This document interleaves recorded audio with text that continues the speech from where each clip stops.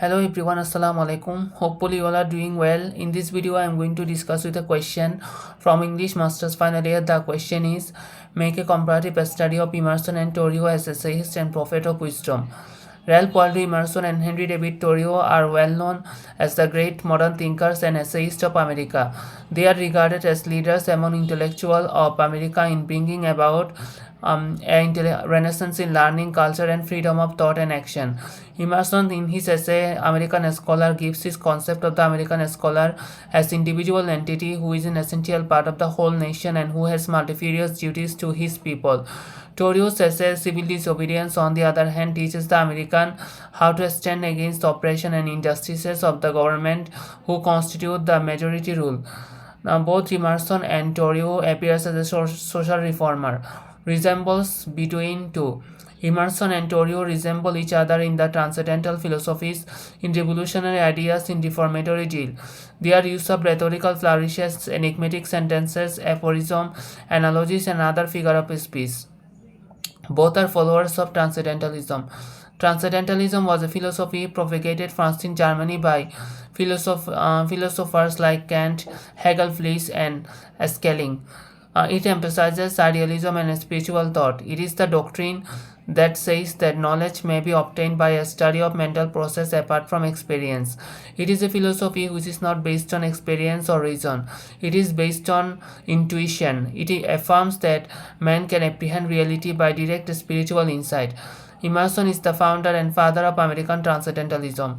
He and his followers acquired Transcendentalism partly from the Germans directly and partly from the English interpreters Charles Coleridge and Carlyle. Transcendental idealism works in Emerson essay The American Scholar is a basis for concept of the American whose duty is to bring about a cultural revolution in the history of American thought. Similarly, Thoreau bases the scholarly essay The American Civil Disobedience on the Transcendentalism idealism by emphasizing upon the dictates of the conscience of intellectual who's to protest the against justice of the government. Both are rebellious.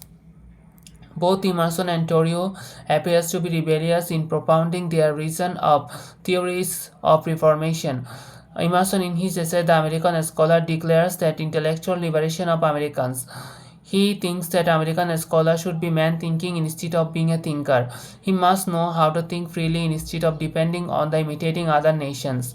In the same way, Thoreau in his essay Civil Disobedience declares war against the states. In Slavery to Massachusetts, he launches an attack to destroy the corrupting institution. He is slavery and most against the practice of flogging. He wants to have a social setup in the individual who will not be suppressed by have an opportunity for development. Similarly, in stylistic devices, Emerson's prose style is noted for aphoristic quality and enigmatic tersness. The essay is with him Bacon, a series of short quotable assertions without the logical unity of the discourse, all bound by the ethos or intellectual atmosphere of the source from their process. Many sentences are remarkable for force, subtlety, and impression, and some for poetical beauty. Like Bacon, he has used a member of stylistic devices like figure of speech, analogy, and enigmatically balanced sentences, epigrams, aphorism, rhetorical devices, etc. As a prose writer, Thoreau also employed analogies in abundance. His prose becomes delicate, simple, yet eloquent, colloquial, and austere. His writing is rich in similes and metaphors. He has a passion for terse and complex sentences.